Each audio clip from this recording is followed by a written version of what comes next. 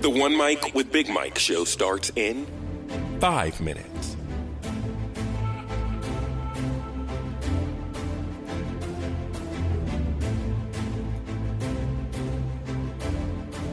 Follow the show on Spreaker.com or the Spreaker app and be a part of the show via the live interactive chat room.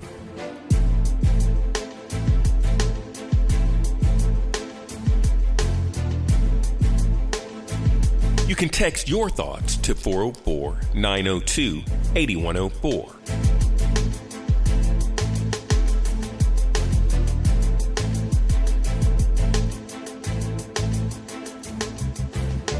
Check out the Facebook live stream at facebook.com/OneMic with Big Mike.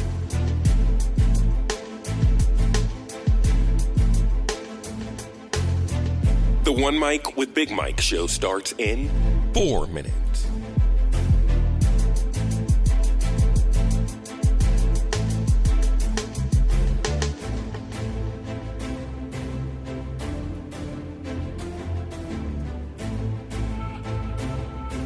Follow the show on Spreaker.com or the Spreaker app and be a part of the show via the live interactive chat room.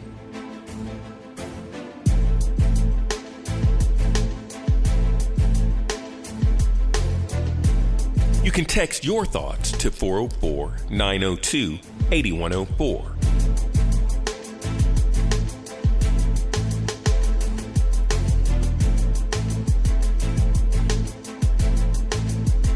Check out the Facebook live stream at facebook.com/OneMic with Big Mike.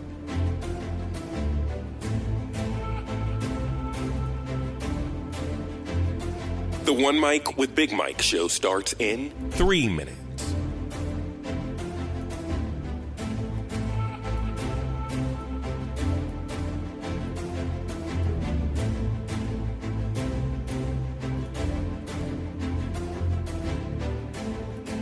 Follow the show on Spreaker.com or the Spreaker app and be a part of the show via the live interactive chat room.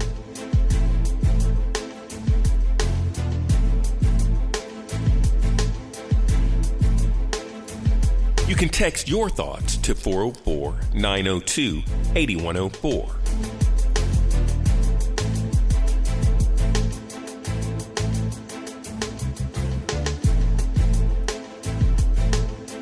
Check out the Facebook live stream at facebook.com/OneMic with Big Mike.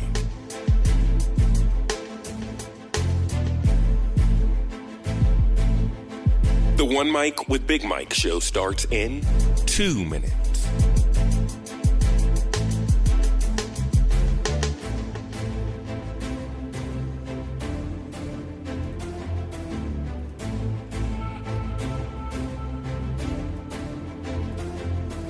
Follow the show on Spreaker.com or the Spreaker app and be a part of the show via the live interactive chat room.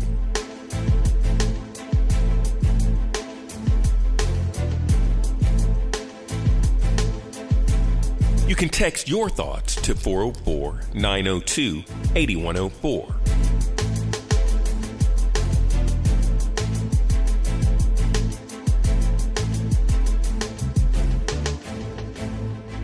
Check out the Facebook live stream at facebook.com/OneMic with Big Mike.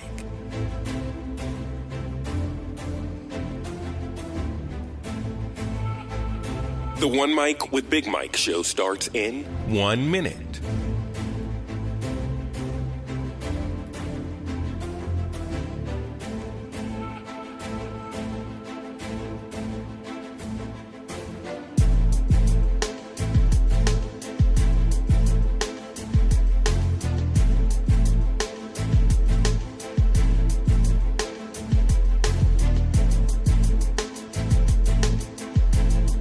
The One Mic with Big Mike show starts in 30 seconds.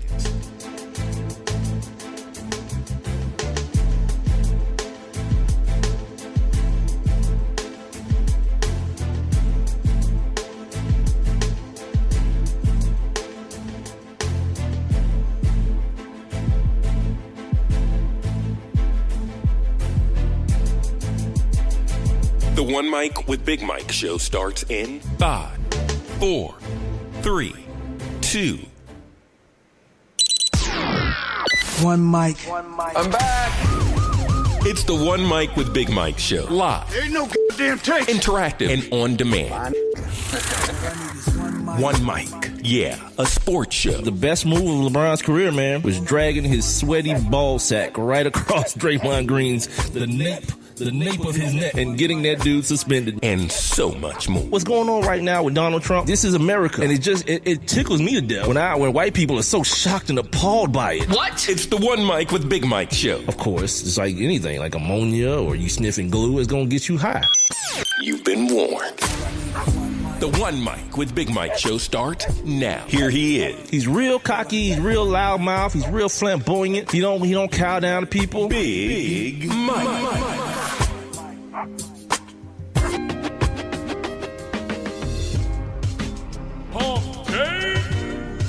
Yeah, man. I'm up in here. Hump day it is. Wednesday here on the One Mic with Big Mike show. I, of course, am your host, Big Mike, being heard live right now on Spreaker.com. You can also hear the show if you download that Spreaker app for all your mobile devices. Also, you can hear me on TuneIn. And, of course, if you check out the website, onemicwithbigmike.com, I'm there as well. Make sure you also check out the Facebook live stream. I got that going for the second show in a row. Good for me. Yay me. Just go to facebook.com/1 MICWITHBIGMIKE. And make sure you're following me, or make sure you like the page and follow me on my social media, Twitter and Instagram, at that same handle. If you guys want to be involved in the show and get your comments and questions answered, comments heard, questions answered, send your boy a text, man, 404-902-8104. Or you can jump on inside my live and interactive chat room if you're listening via Spreaker. It's quite simple. Just click that little thought bubble icon you see on the streaming player. It'll get you right up in here, man. You guys can, go back and forth with me. We can have a conversation, have a little bit of a dialogue here during the show. Or you can just leave your comments, questions, criticisms, whatever, right below the live Facebook stream that you're watching. If you're one of those people who like to watch, one of those voyeurs. Also, got, I think we're 10 days away from the beginning of the One Mic with Big Mike Fantasy Football League. Be involved, get involved. It's quite easy to do so, man. Just send me an email to my email, mike@onemicwithbigmike.com. Put fantasy football in the subject line. I'll just send you over a link, man. You sign on up. I think I got like 5 slots left, so don't dilly-dally, man. Don't waste your time, man. Let's get it in. As far as today goes, at the bottom of the hour, like we do each and every episode, we got to take you back in history and give you guys a little history lesson with my feature I call On This Day. On Friday, I'm going to have a guest on Friday to talk to us about some college football. Top of my head, I can't remember his name real quick, or even the outlet he's from. Maybe Sporting News, USA Today. I'll get the information during one of the breaks and hit you guys up. But we're going to get ready for some college football on Friday. I think the first game is actually Thursday, but it's like a nothing throwaway boo-boo game, so it's nothing to really worry about. But when the big boys start playing, we're going to get everything situated for that, get some Heisman Trophy talk going on, find out who's real and who's fake moving into the season, because it's not something that I pay attention to all the way, until we get up until the time that it's, time to rock and roll. As far as topics today, we got, there's so much to talk about today for Wednesday too, man. Wednesdays are usually slow in the world of sports, but there's a lot to talk about. We got to talk about your man Johnny Bones Jones failed another PED test, and a lot of stuff is being said. A lot of I'm surprised at the surprise that came out last night on social media. So we'll talk about that. Real sports last night. I don't know if you guys saw Real Sports, but it was like mad interesting, man. Some of the stuff that I kind of talked about the DeMaurice Smith conversation that he had with Brian Gumbel on Monday's show, but then there was another segment about this thing called youth sports tourism, and I'll get you guys in on that. And if you're a parent, you're gonna want to hear about this, especially if you're not all the way familiar with youth sports tourism. I'm not saying I'm going to be the one to get you all the way familiar with it, but there's some information that you're going to want to know about if you're a parent, especially if you're not a parent, if you're not an affluent parent. If you're just a parent who signs your kids up to play at the park, the neighborhood park or whatever, it's going to be something that you want to hear. ESPN's back in the news doing stupid stuff, but we'll try to have a little fun with it. I got some sad, posthumous news about the great Muhammad Ali as well. I hope I get to get to that as well. But first and foremost, the big news that happened yesterday happened right around this time yesterday, man. Big trade got pulled off in the NBA, and shout to the NBA. Shout to the NBA. I think I'm a little bit of an outlier in this sense, or in this way, in the way I look at the players in the NBA. People seem to have a lot of vitriol towards the power that the NBA players are able to wield, and still complain about the lack of power for players in other sports. I don't know how you guys stand on both sides of the fence that way. I'm all about this NBA life, man. Like, Kyrie Irving walked into his owner's office and was like, you know what? I'm done with this crap. I don't want to be here no more. Your man, LeBron's talking about the word is that he's about to bounce. The last time that happened, I got left alone, and it wasn't no good for me. I'm trying to go somewhere where I can flourish, I can spread my wings and do my thing. And y'all went crazy. Oh, Kyrie, you can't do nothing without LeBron. You're not a primetime player. You're not going to ever win again. You don't want to win. Well, I said it to somebody when all this stuff started happening. I was like, well, it depends on your definition of winning. Before I move any forward, just in case you're living under a rock, you don't know what happened. Kyrie Irving got traded to the Boston Celtics for Isaiah Thomas, Jay Crowder, the 2018 unprotected first-round pick of the New Jersey Nets, which could be the first overall pick in 2018 because they suck, and some foreign cat that I've never heard of. And the thing that comes out, the stupid and ignorant thing that comes out, people want to talk about who won the trade and who lost, and I think so-and-so is. You don't know nothing. You don't know anything. There are too many variables involved to even have that conversation right now.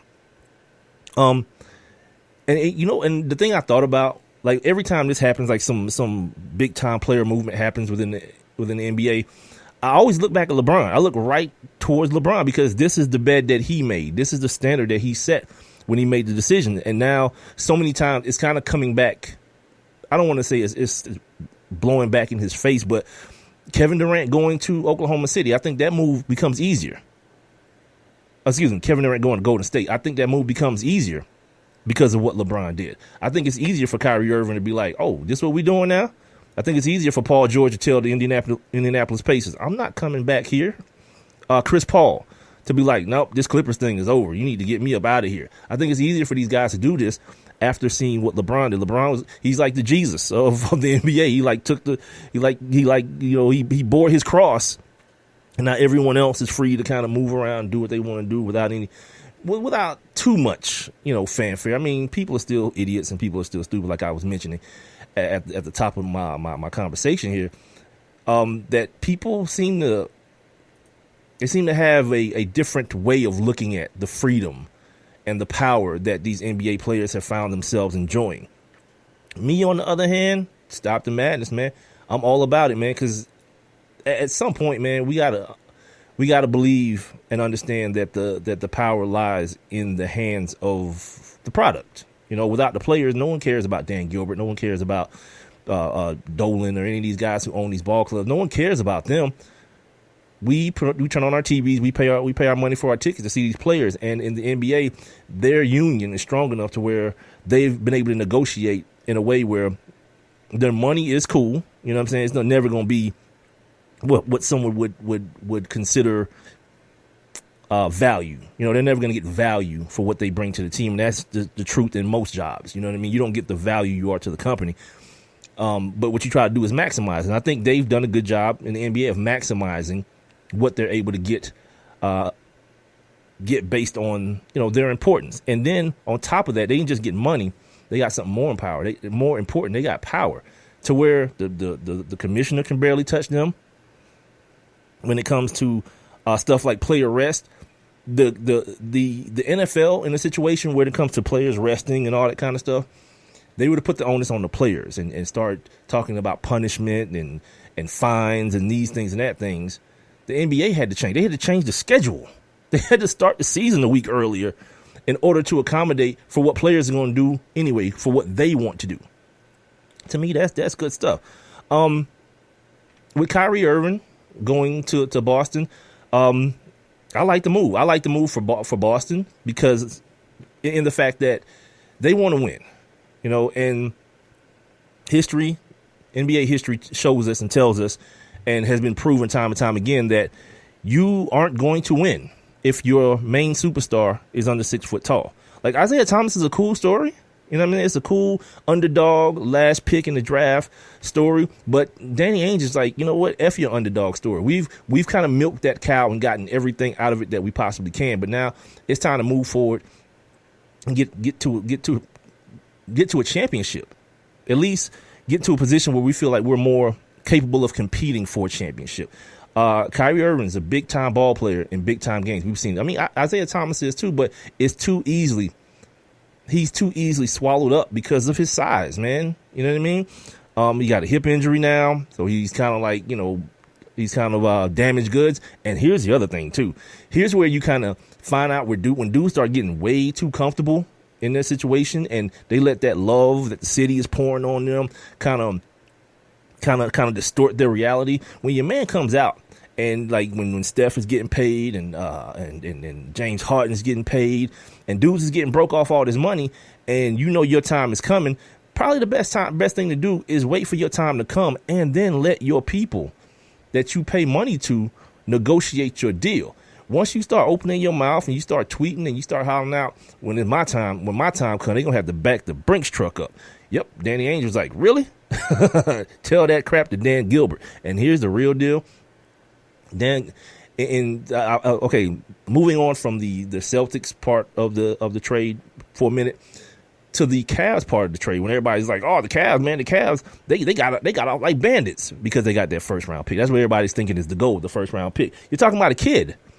And no matter who you pick with that first pick, whether it's the first pick or a lottery pick or whatever it is, you know what I mean? We can all agree that the Nets are going to be bad. So wherever the pick lies within those first, 5 or 6, 7 picks, you don't know what the kid that they pick is going to be. We know what Isaiah Thomas is. We know what Jay Crowder is. We know what Kyrie Irving is. Here's the other thing too that kind of gives you a little bit of insight on what Danny Ainge thinks Isaiah Thomas's value is. It wasn't even close to a straight up trade. And obviously Kyrie, I didn't even realize Kyrie is younger than this dude. I mean, obviously he got in the league when he was like mad young. He played 8 games at Duke. Kyrie Irving's 25 years old, man. He got like mad career ahead of him, man. So again, shout out to the Celtics. They came off good. But on the side of the Cavs, this is the deal where Dan Gilbert and his new GM, can't think of his name right now, they're trying to make sure that post LeBron don't hit him as hard as it did the first time. You know what I mean? They're trying to show people that they learned a lesson. So they got that first pick. They got that first round pick, that unprotected pick from the Nets, right? Well, via the Nets. But then also LeBron's contract is up at the end of the year, and so is Isaiah Thomas's. So that's going to lead them a lot of money. No guarantee. Like, if you got to figure, if LeBron leaves, what's the odds that Isaiah Thomas stays? You know what I mean? Like, I gotta look at that situation and think that that's not a possible thing. So now you're in a rebuild mode. You're in a rebuild mode with some young star. Hopefully, if you're the Cavs, hopefully a young star. I don't know what Kevin Love's contract situation is. They got a bunch of old cats on that roster. You stuck with that Tristan Thompson situation, that $85 million. I think he'll be in year 3 coming up. And by the time everything shakes out, he'll be in year 4 of that $85 million contract. So you'll be stuck with him for 2 more years. But inevitably, this whole thing about who's going to beat who in the conference finals next year, let it come. Let it come. The NBA season is going to be all right. We finally got something to look forward to in the East. As a matter of fact, these two teams play on opening night. How you love that? How you love the way the basketball guys just kind of smile down and work that situation out. Kyrie Irving's going to be wearing number 11 this year. I tried to find out what the significance of the number is somewhat. He wore the number in high school when he was in Jersey, when he was going to high school in Jersey. So that was his number there. So he went from 2 because that number has been either retired or dedicated or something of that nature to a Red Auerbach. And it's Boston. They ain't finna. You can't call Red and ask him for permission either because he's dead. The other wild thing about this is kind of circling all the way back to the beginning of the conversation. There's really not a lot of talk about loyalty now. Like when Kevin Durant left, there's loyalty, and the loyalty that I'm talking about is the Boston Celtics, Danny Ainge, to Isaiah Thomas, because there was a lot that went on last year. Like towards the end of last year, a lot went on with Isaiah Thomas, man. You know, my man's sister died. It was real emotional. He was playing and crying on the basketball court. My man got his mouth knocked out, his teeth knocked out. You know, he's hanging out with Tom Brady. He's become like a Boston folk legend. And Danny Ainge, a guy who played in Boston, was like, I don't give a damn about that. I got a job to do. Take you and your Brinks truck request to Cleveland. But the funny thing is, had Isaiah Thomas up and left for whatever reason, he just left to go play with LeBron, or he left to go get more money, it would have been a much bigger deal. By the way, I did, and you can go to my Facebook page, One Mike with Big Mike on Facebook. There are idiots in Boston that are burning Isaiah Thomas jerseys. Like, come on, get over it. First of all, just the whole jersey burning thing in the first place, it's gone, it's done, it's, whatever. Screw you, man. You're an idiot. I can't believe I'm giving it time right now. And I only bring it up to mention that there are people who will find a way to be mad about something. Maybe the people in Cleveland could be mad at Kyrie. And the reason I feel like so many of you aren't as mad, one is because of what I said earlier, because we've been here before. We've seen LeBron, we've seen Kevin Durant, and the more something happens, especially in today's society, the more callous we become to it. The more it becomes a situation of, all right, this again, and you kind of, the lust and the fervor for it kind of wear off more and more and more. That being said, though, if the people in Cleveland wanted to be mad at Kyrie, maybe, especially because you don't know what you're getting out of Isaiah Thomas. I mean, the Celtics already felt like he wasn't going to be able to start training camp because he's still rehabbing that hip. But I think it's because the pain, if you want to call it that, is eased a little bit more because you've gotten good for good. You know what I mean? And then you got a good backup to LeBron and Jay Crowder. Jay Crowder's a solid quality NBA player, but then you got 2 point guards who, outside of their size difference, are pretty similar. Like Isaiah's obviously he's 5 foot whatever. They say 9, but he's nowhere in hell. He's 5'9". He is more of a liability than Kyrie on defense, but only by a little bit, because like Kyrie is not nobody's. He's not Kawhi Leonard by any stretch of the imagination. So you got 2 guys who love to dominate the ball, 2 scoring point guards, which, I wonder, and I think from what Kyrie was able to see Isaiah Thomas do last year, he got to be tickled pink, especially now that they have the addition of Gordon Hayward, another guy who can get buckets for him. That's got to be something that's, appealing to him. And then it's a situation where it's more or less his team, because I would have to say that Kyrie Irving is a better and bigger star than Gordon Hayward. I think Gordon Hayward is an ascending star, but Kyrie Irving has made his mark. He's made his mark in big games. He's flashing jewelry. He's got him an All-Star game MVP. He's got him a 3-point shooting championship. So Kyrie Irving he's a quasi accomplished cat at 25 years old in the NBA. And if I'm him, and I said this before when we started having this conversation, if I'm him, I'm looking at the situation where there's so much more ahead of me than to just be riding LeBron's coattail, or for it to be perceived that I'm riding LeBron's coattail in his city. And then with him possibly leaving, it won't change a lot of those. It only changed one of those things. The coattail thing will be gone, but this will still be LeBron's city. It'll still be seen as LeBron brought a championship to this city. From an ownership perspective, if I'm Dan Gilbert, you've gotten everything you want from me, Cleveland. Now it's time to remind you guys that you're still Cleveland. This is Cleveland. You know what I mean? I look at Cleveland the way I look at Oklahoma City. At some point, and Oklahoma City, man, they've been riding a little bit higher than they should have. At some point, Oklahoma City's going to have to realize that they're Oklahoma City. I thought Russell Westbrook was leaving like on the first thing smoking after Kevin Durant left. He signed a little bit of an extension, like a 1-year extension. Now he and Paul George, I think at the end of this season, will be coming up again together, both LA guys. So we'll see how that goes. But the clock to me has been ticking on that Oklahoma City thing. Tick, tick, tick, tick, tick. you are Oklahoma City. You're the Oklahoma City market. There's no way that team should have been even close to as good, like competing for championships for as long as they were, and then still being, with Russ Westbrook and now with Paul George. They're going to be pretty damn formidable in that West. And to me, it doesn't. It's one of those things in sports that doesn't really make sense. This is the One Mic with Big Mike show. If you're listening to me, you're either listening to me on Spreaker. You've either downloaded the Spreaker app, or you got that TuneIn app rocking, or you're checking out the website, onemicwithbigmike.com. Don't forget, if you don't get a chance to stick around for the entire show, the show is also available on demand on all of those platforms, as well as on iTunes, iHeartRadio, Stitcher, Google Play Music, and YouTube. And, of course, I got the Facebook live stream pumping right now here on Facebook, facebook.com/1MICWITHBIGMIK. Get involved in the conversation by texting me at 404-902-8104, or jump on inside my live interactive chat room. Just send me, if you're listening, via Spreaker, just click that little thought bubble icon. It'll get you up inside the chat room. Or you can just text your boy, tweet me, or send me an Instagram at the number 1MICWITHBIGMIK. You got a couple minutes left in this segment. We'll continue with the conversation as far as, what the outlook is for this whole situation, this trade. I'm thinking about like Kyrie Irving, man. And, people are talking winners and losers and of this trade. Kyrie Irving has shown a propensity to be injured.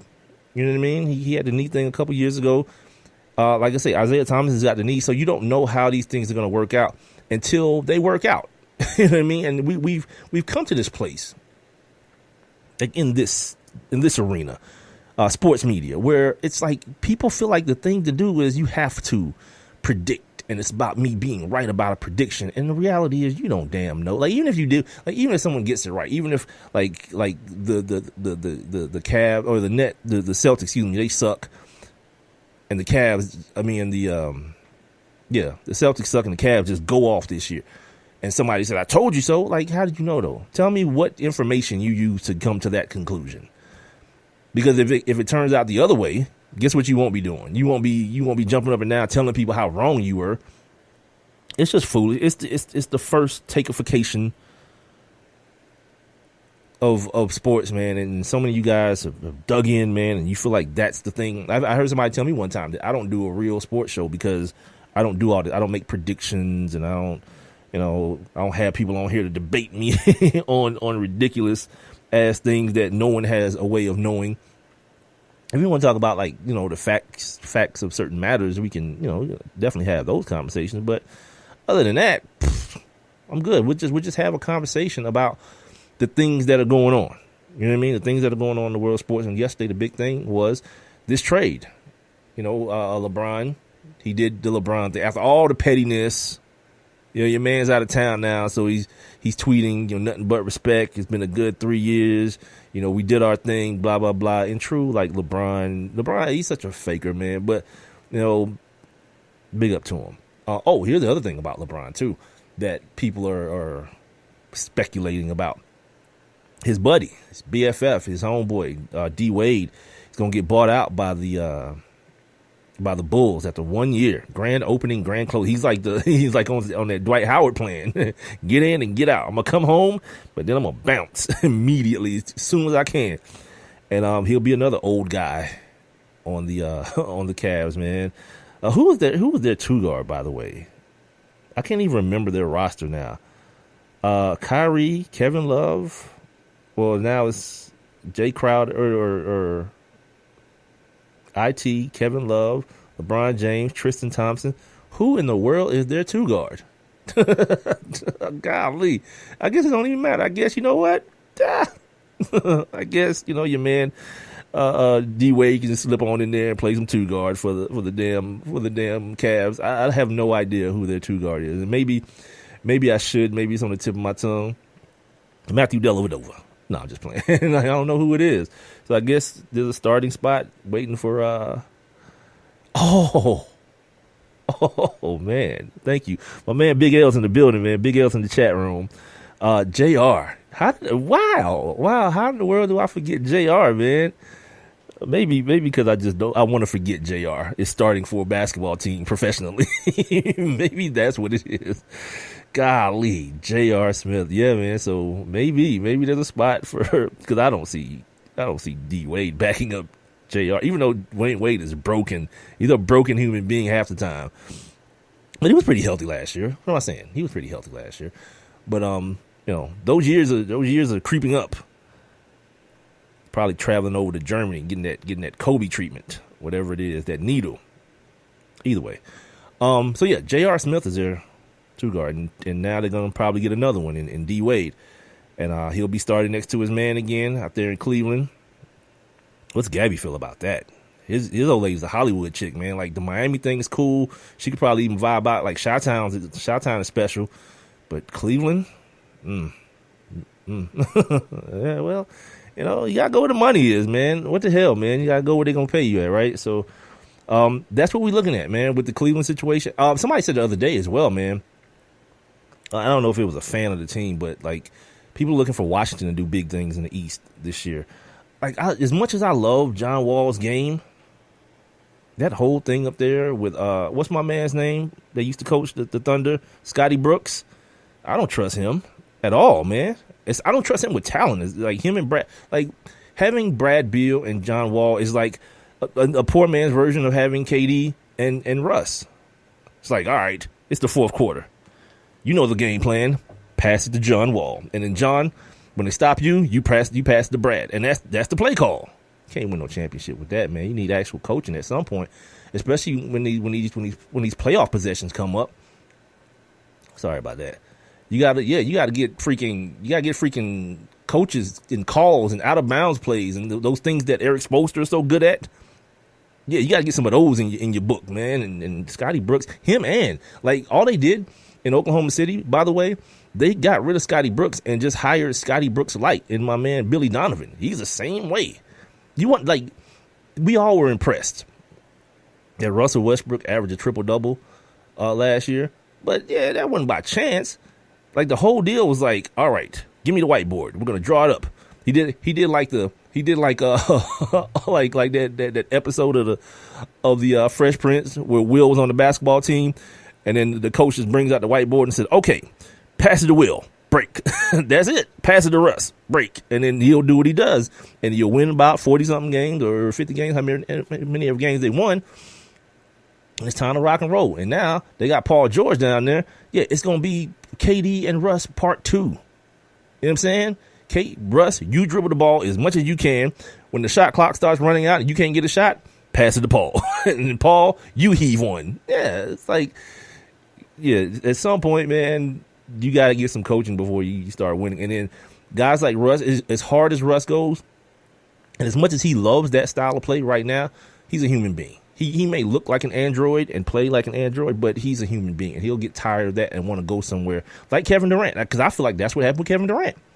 He wanted to go somewhere and be coached and have fun. So much fun to where after this man won his first title, won his finals MVP, showed up at the negotiation table and was like, you know what I'll do? I'll take $9 million less.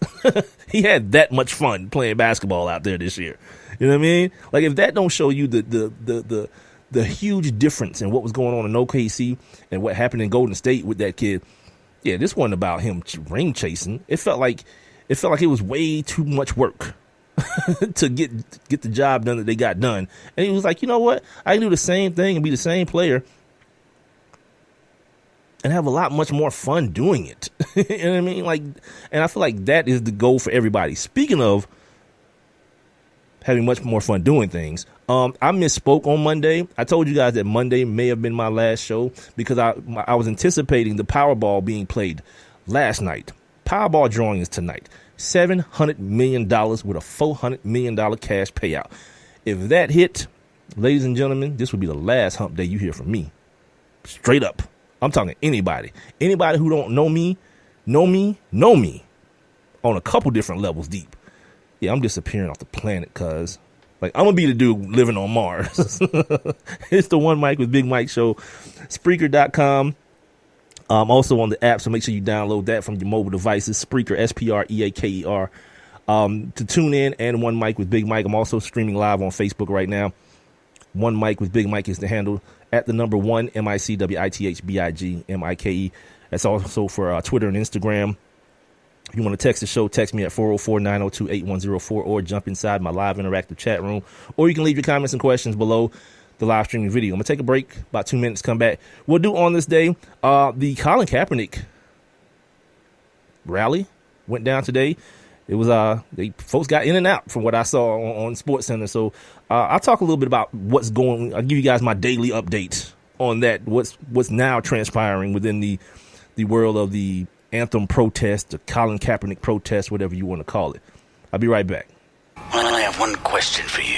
Do you or someone you know run a business that could benefit from additional exposure? The One Mic with Big Mike show is currently taking on new sponsors and advertisers. One Mic with Big Mike is currently syndicated across 8 different online platforms, and your company's name could be heard and seen across all 8 as well. Let's get to work. Please send all inquiries to Mike at onemicwithbigmike.com. Thank you for listening. Thank you for your continued support. All I need is one mic. Dear John, I was hoping it wouldn't come to this, but you've left me no choice. I'm leaving. Uncontrolled high blood pressure is really serious, and lately you seem to really not care. I've been there for you since day one, and I know you think I'm gonna keep ticking, but no, my friend, I can quit whenever I want. Why can't we get back to the good times, when we were more active and ate more healthy foods, and you checked on me every once in a while? Is that too much to ask? I don't want to leave, but unless you stop ignoring me, what else am I supposed to do? Remember, when I quit, you quit. Sincerely, your heart. Listen to your heart and don't let it quit on you. Doing the minimum to control your high blood pressure isn't doing enough. High blood pressure can lead to a stroke, heart attack, or death. Get your blood pressure to a healthy range before it's too late. For help keeping yours at a healthy range, text PRESSURE to 97779. A message from the American Heart Association, the American Stroke Association, and the Ad Council.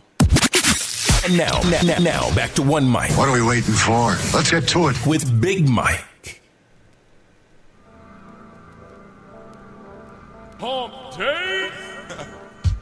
Yeah, man. Get on over this hump here on the One Mic with Big Mike show. Once again, being heard live on Spreaker.com every Monday, Wednesday, and Friday. Starting at 7 o'clock, you can also download that Spreaker app so you can take me with you. You can holler at me on TuneIn and, of course, One Mic with BigMike.com. Quick reminder, the One Mic with Big Mike Fantasy Football League is on and popping. Make sure you guys sign up. You want to play some fantasy football. My man Big L said F football, at least for the time being. He's still holding out hope that the big homie Colin Kaepernick will be signed by an NFL squad.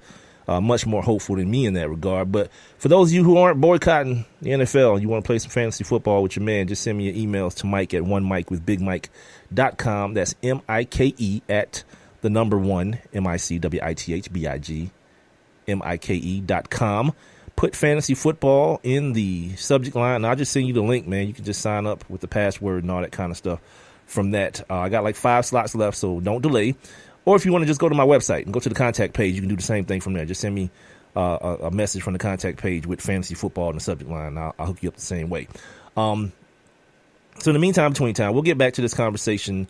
We'll get back into the conversations because I want to talk about what's happening with this anthem protest and the evolution now of it. Let's call it the evolution of it, how it's evolving and where it's headed.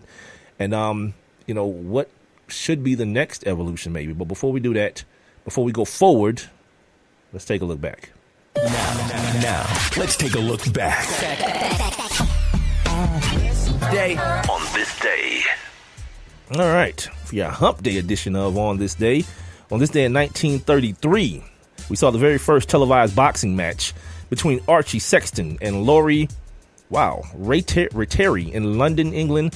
It was broadcast by the BBC's experimental TV service. Speaking of televised boxing matches, quote unquote, throw up the air quotes, Conor McGregor, Floyd Money Mayweather, finally here Saturday out there in Vegas. My man Rob Calloway said he's headed out there tonight, I guess. I think it's tonight or in the morning, headed out there for that fiasco. like they say this fight is gonna make these cats more money than the Pacquiao situation. How y'all get fooled again in a worse way. Like, this dude ain't even a real boxer. Y'all want to see Floyd lose that bad? That's what this is? Y'all want to see this dude lose that bad that you're like, if he was fighting me, you buy the pay-per-view. Just because I might. No, come on, B. Come on, man. Y'all got to be smarter than that. Y'all wasting money. But, it ain't mine, so do what you do. On this day in 1970, U.S. swimmer Gary Hall broke 3 world records at the AAU outdoor swimming meet held in Los Angeles, California. On this day in 1982, Gaylord Perry of the Seattle Mariners was tossed out of the game for throwing an illegal spitball. Damn you, Gaylord. First of all, his name is Gaylord. Oh, I'm such a child. On this day in 1985, Paul Hornung was awarded $1.1 million, almost $1.2 million by a Louisville court against NCAA, who barred him as a college football analyst for betting on games. Yeah, I think he should. I think you should get barred from calling games if you're betting on them. I guess if you're Brett Musburger. Brett was betting on them damn games. You got a betting, I guess you got like a betting site now out in Vegas. You quit ESPN or got let go from ESPN or whatever it was. Now he's doing like betting radio in Vegas online. So shout out to him. On this day, finally in 1989, Pete Rose, Charlie Hustle, the manager of the Cincinnati Reds, he agreed to a lifetime ban from baseball after being accused of gambling on baseball. Well, it don't seem like he agreed to it. He keep damn trying to appeal it and get back in. Nah, cuz, you did the time. Or, no, you didn't do the time. You did the crime. Now it's time to do the time. Got my Theo Huxtable on. My dyslexia came back real quick. And that is your hump day edition of On This Day here on the One Mic with Big Mike show. Yeah, I don't know what the hell y'all doing with this damn McGregor Mayweather situation. They're going to make more money. And they say it's not because the pay-per-view numbers are going to pretty much be the same. The ticket prices are the same, but apparently what they're fighting in a bigger venue. So more people, right? They're going to, golly, how y'all get suckered into this? How? I'm going to talk a little bit later on about some of the things you can prop bet on. Cause like I said, my man's going out there. So I told him I'm going to PayPal him a couple bucks. That's strictly barring that I don't hit this 700 milli or part of it tonight. I'm gonna throw a couple dollars out there. What y'all think I should bet on? Big L, what should I bet on? Because not just this. I'm not putting no money on this fight situation. Or maybe like one of the prop bets or something just to be silly. But like something else, like a team to win the Super Bowl or like a team to win the NBA championship outside of not a long shot, not like the Sacramento Kings and nothing like that, but like a team. Celtics or the Wizards or somebody to win the championship. Just put a little money if it happens. I wonder how far out you can bet on things. Like, can I bet on like a team in the NFL to win in like 2019 in Vegas? Like, I don't know how betting really works. So it's like my man's gonna be out there. So I'm like, all right, since he out there, I can shoot him a 50 or something and put it on something for. Next year or something, and then just put the ticket away in my drawer, and if it hit, boom, run the joint. I got a little cash on hand. Okay, so no, 5 o'clock today, man. Cats got the brothers of Kappa Alpha Psi Fraternity Incorporated were out in full force for their frat brother Colin Kaepernick out in front of the NFL offices today to support that guy who's been blackballed from the NFL because he decided that, enough is enough with these police killing black kids and going home, no retribution or no punishment at all. And he decided that he wasn't going to stand up for a racist song anymore. He wasn't going to pledge allegiance to a racist song. And, America did what America does when black folks get out of line as they see it, They teach us a lesson, and in this case, Colin Kaepernick's lesson is is that he won't be playing any more football. And because of Colin Kaepernick not being able to play no more football, Big L can't watch no more football. So it's like a trickle down effect. Big L, your black ass gonna be watching some football, man. I respect the hustle. Oh, also too, man. I mentioned like every show almost, man. Colin Kaepernick's I asked y'all a couple of shows in a row. Have y'all given any money to Colin Kaepernick's site? But I don't ever mention the site. It's easy. It's Kaepernick7.com. .com, man. You guys can go, because he just gave another $100 million. He's up to $800 million. $800 million. That's a wrong number. $800,000 of the $1 million. That's more accurate. That he pledged to give to these causes, these philanthropic causes, man. So he got $200,000 to go, and this is a dude who ain't got a gig, man. You know what I mean? Giving away $1 million. This is not even to include the Jordans that he gave away and the suits that he gave away as well. This is not to include those things, man. So if you guys are real serious about what this cat is doing, man, it ain't just about hollering and screaming about him not having a job, man. Why not support the things that he's supporting? If you understand that it's going to a good place. And what's ill about it, man, this dude is itemizing on the website. He's itemizing what the money's for. He's not a dude that's like, all right, here, let me just write this check for $1 million. That's what George Clooney and his wife, he did that. And shout out to them for that, man. They giving $1 million to social justice. I don't know what exact organization that is. Michael Jordan did it last year. He gave money to the police and gave money to a civil rights organization. But Colin Kaepernick he's putting his money and his effort towards the thing, because he could have just last year just cut a check, but he's actually walking with the money. He's like, it's not just I'm giving you this money. Here's the money. What else? What am I going to be needed for in this endeavor? So again, man, you guys want to it's a simple click. I did it, man. Just go to the website. I think it's a PayPal situation. You can $5, $2, $10, $20, man. Hook that dude up, man. If you really serious, I'm saying, if it ain't just all about Facebook posts and all about, I can't believe this quarterback got a job and not Kaepernick. Well, he doing work though. He's not working in the NFL, but that dude is doing work, and it's work that you can actually get behind. You know what I mean? Without, marching and doing all, because I'm not getting my ass out in the street and doing no marching. I already told y'all, I don't think it's gonna do nothing. And then I heard my man Jim Trotter on TV today saying the same thing, and that's a dude that I trust for real. As a matter of fact, he said the same thing I said on Monday, that at the end of the day, it may end up being to Colin Kaepernick's detriment, because these white boys ain't finna let a bunch of folks punk them into paying somebody. That's like ransom money for them. You crazy as hell. Yeah, it's over. You know what I mean? And sometimes, man, you try to help and it ends up hurting, not intentionally. But as I said on Monday, man, this is one of those things that people should have got out in front of way before now. You should have seen this coming. You didn't just think this kid was gonna get away with this. Nah, hell no. But the movement continues, man. Marshawn Lynch, Michael Bennett, Malcolm Floyd, and the reason I don't want to give Malcolm Floyd a pass, but I was talking about how the protest has gotten watered down somewhat by the different forms of it and people doing what they're doing to make the other side feel comfortable. The reason I'm not gonna bang on Malcolm Jenkins, because Malcolm Jenkins is another dude that's doing work. He's going on ride-alongs with the police. He's going into these neighborhoods. He's going into the penitentiaries. He's going to Washington. He went to Washington. Him and Quan Bolden, a couple of these players went to Washington, trying to get change done on a systematic level. You know what I'm saying? So I'm not gonna bang on him for the way he decides to show his disapproval of what's going on.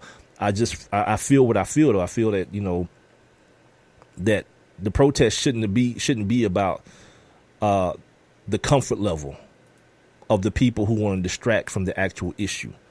I don't give a damn about them. You want to talk about troops and flags and all this kind of stuff? Have at it. We out here talking about black folks getting murdered by the police. That's what we talking about, and not just being murdered.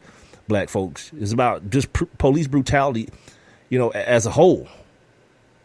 Just because the police don't kill you. I saw one dude at the traffic stop the other day.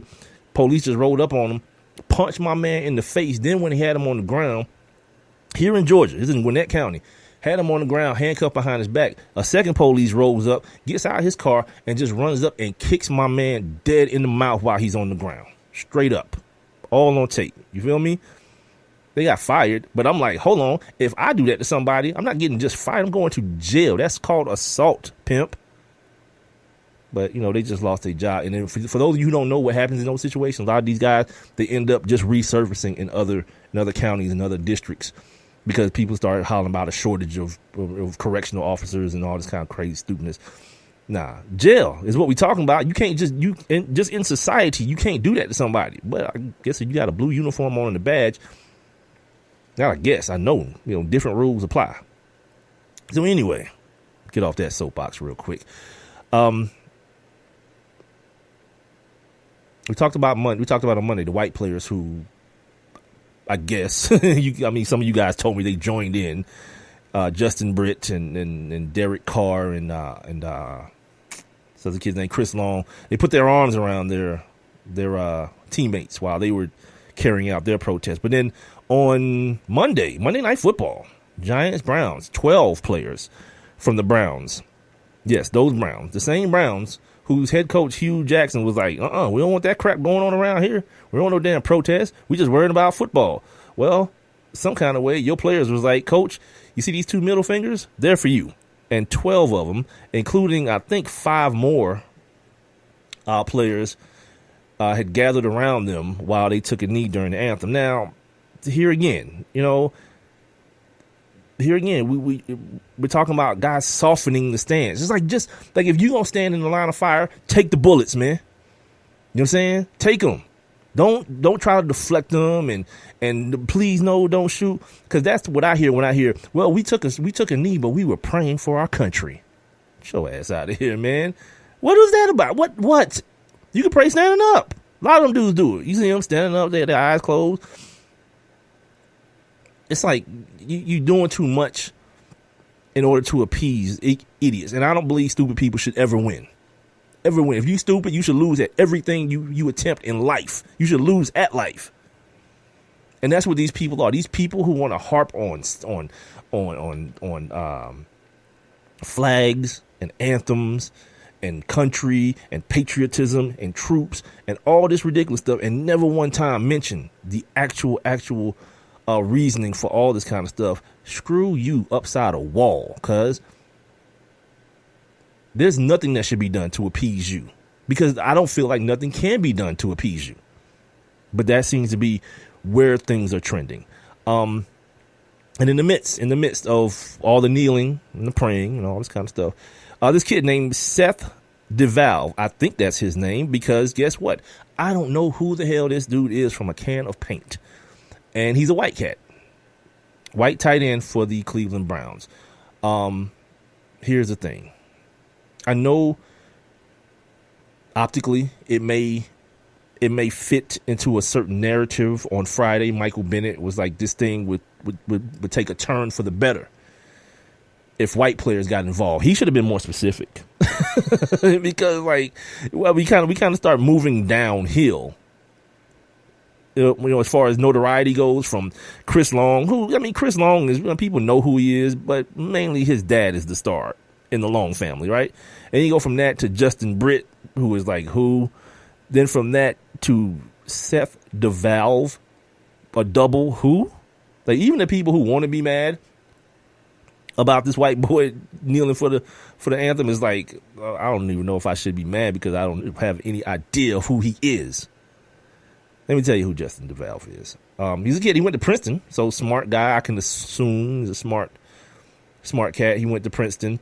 He also has a personal, I don't know if I want to call it attachment to the issue. Yeah, I call it attachment to the issue. He's married. He's married to a black woman, and part of his reasoning, which makes sense to me, this part of it, I definitely vibe with this part of it, because he says he's going to be raising kids that don't look like him. Well, that doesn't really sound right, but I understand what he's saying. He's going to be raising 2 black kids, or not 2. I don't know how many kids they're going to have. He's going to be raising black kids. And the reality of him being a white man, having to explain to his kids some of the things that black people have to explain to their kids, as far as how to deal with the police, things that white people never have to deal with, or at least very rarely. Being worried the first time his kids get a driver's license, they go out by themselves in an automobile. If they get stopped by the police, or if they end up in a fender bender, they have to have a run-in with the police. Having that worry, their kids being in a neighborhood that they're not, quote unquote, supposed to be in. Like those type of conversation, I can almost assume that these things were brought to his attention by his white wife. White wife. I didn't turn her into a different color. By his black wife. And those things, when wifey starts talking, those things have a tendency to resonate. Now, again, I don't know what this dude's status is on the team. In 2016, he was a 4th round pick. So I don't know what his status is as far as making this ball club. I don't know what their tight end situation looked like in Cleveland. I don't know that anyone really cares outside of Cleveland. But for what it's worth, it's something, I guess, right? Here's his actual quote as we move towards the top of the hour here on the One Mic with Big Mike show. Quote, I myself will be raising children that don't look like me, and I want to do my part, as well as to do everything I can to raise them in a better environment than we have right now. I wanted to take the opportunity with my teammates during the anthem to pray for our country, and also to draw attention to the fact that we have work to do. Like, I'm one of those people that I want these white boys to say what it is. You know, that ambiguous stuff, there's a lot of problems in the country. There's poverty. You know what I'm saying? There's crime. There's a rape culture in the country. But specifically, this is about police brutality, social injustice, those things. And I don't know about y'all, man. I feel a certain type of way, man, when people aren't willing to take both steps. Like you come halfway in without coming all the way in and being all the way into the situation, or maybe just educating yourself all the way on what you're talking about. Because I don't care nothing about you. I don't care nothing about you supporting your teammate. I don't care. These are grown men. Like, if it's something for the cause. And I made sure last night, man, because it really hit me in a certain way last night. I made sure after all this stuff, and while everybody's like, all this hoopla, the white boys are involved, nah. I made sure I posted the thing that I just mentioned earlier about Colin Kaepernick, that this dude just didn't kneel. That wasn't it. You know what I mean? Like, he was last year and still is right now putting in real work. So, yeah, while it's cool that these white boys are touching their teammates, not inappropriately, and they're this one cat is kneeling, that's cool. You know what I'm saying? But as I continue to bring up, we talking about systemic things, man. That once people get used to, and that callous forms over all this anthem stuff, and football starts. Because think about what happens every year in the National Football League. Outside of this, right? Outside of this, we have a certain controversy that always comes up every year. With the Washington Redskins and the native folks raising hell. You got to change your name. You can't keep this name, and it always goes up until the first kickoff. Then it disappears. And the same thing will happen now. You know what I mean? Like, I don't think necessarily that more people doing it, especially when there's nothing else following. There's no follow up to it. It's like, I kneeled. My teammates, love my teammates. You know, go back last year and look at those Colin Kaepernick press conferences. He, in no uncertain way, that's probably the thing I was the most proud of, to be honest with you, because in no certain way did he waver from exactly what his message and purpose was. You know, when Malcolm Jenkins talks about it, he's very clear, as well as Michael Bennett. The thing that I don't like, and I'm gonna say this, and I want, if you're listening to the sound of my voice, I want you to hear what I'm saying about the people who were involved in the situation, them invoking the troops and the flag and all this kind of stuff. You know, Michael Bennett did it. The kid Justin Britt did it. This kid DeValve did it. I just want people to know that I love this country and I love this flag and I love the anthem and blah. You don't have to, like, I support the troops. Those things have nothing to do with what you're doing. All you're doing is feeding an ignorant, stupid beast. Those people have now introduced this narrative of troops and flags and these things into something that has absolutely nothing to do with that. Nothing to. And the more you start thinking that you have to defend yourself against that idiocy, it further waters down what the initial point, as told by the man who started everything, Colin Kaepernick. He wasn't talking about no damn flags and all that kind of stuff, until he was asked. Then he said, then he answered, it ain't about that. This is what it's about. It's about poor education in black communities. It's about a distrust of the police. It's about the police feeling like my black skin is a crime and something that you should be afraid enough of to kill me and shoot me dead in the street on camera, knowing that when it's all said and done, you're going to go home anyway. It's about those things. It ain't got nothing to do with no troops. I was watching, what was I watching yesterday? I was watching Viceland yesterday, one of my favorite shows. That's the only news I really need. I watch a lot of news lately, but Viceland is the most official and efficient news to watch on HBO. And they was talking about the troops. They was talking about how these troops is getting pumped and getting pumped full of opioids. While we got an opioid epidemic in the country, so to speak, I guess, getting pumped full of opioids for their PTSD, for their pain management, and all these things. Cats getting actually sicker from the medicine they're being given, and there a bunch of them understanding that cannabis is the thing that remedies them the best. And because the government, right, the people who are supposed to be supporting these guys and telling you that you're supposed to love them and take care of them and we're going to take care of them, they won't let them have it. They won't even test it. They won't even test the stuff to see if it's helping these guys. These guys are telling them that it's helping them. But when they get to the doctor's office, their doctors, to the VA, their doctors are forbidden to even have a discussion with them about something that for many of these guys feel like is saving their lives. So we could talk about people kneeling down and disrespecting the troops, but look in the mirror. How much do you know about what's really going on with these cats when they get done fighting from over there? We talk about concussions in football players. That's a big deal, right? There's a much bigger group that are facing things like CTE and concussions. These soldiers, and what a lot of people. I was reading this in National Geographic. These soldiers are getting concussions from the shock waves from like when these IEDs go off.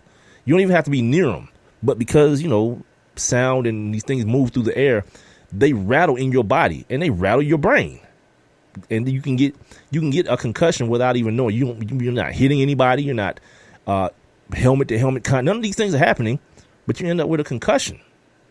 And these guys come back from over there with a lot of these same problems, down the road that these football players have.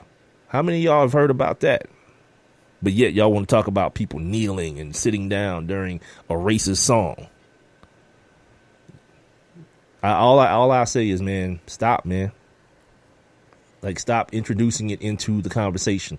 If to these football players, stop introducing it into the conversation. You don't owe nobody no explanation. These people, if they're that stupid, let them be that stupid. But if they're not, and they're just like bringing this thing up as a form of distraction to get people off the scent, that and I've said this to white people. Just say you don't care. Just do that. Without invoking flags and troops and songs and all this kind of stuff, just say, you know what, I don't care if black people are getting killed by the police. And then we can move on. We can just move on. One last thing before I break for the top of the hour. Kenny Stills. Kenny Stills was a guy who actually knelt last year in protest, and this year decided that he wouldn't. Partially, I'm assuming because he is Kenny Stills. That when we talk about like that career starts winding down, and you realize I can't take these damn risks that I was taking. Quickly here, Kenny Stills says that he felt people were He felt that people were being distracted by the kneeling and not seeing the work that we were doing. And that's what it's all about. That's why he decided he's going to stand now. Like, whatever, dude. Whatever. Stupid people should never win. Ever win. He said the narrative was going the wrong way, and I just wanted to get it going back the right way. And I think the guys that are kneeling, as long as they start getting themselves involved in the community and start getting to work, then people can really can't have anything negative to say about that. That part is true. But, like, one doesn't have to be exclusive from the other. All right, let's take a break.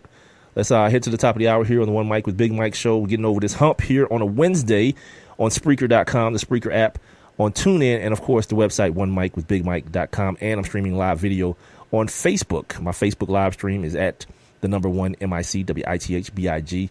And I'll be right back. Well, I have one question for you.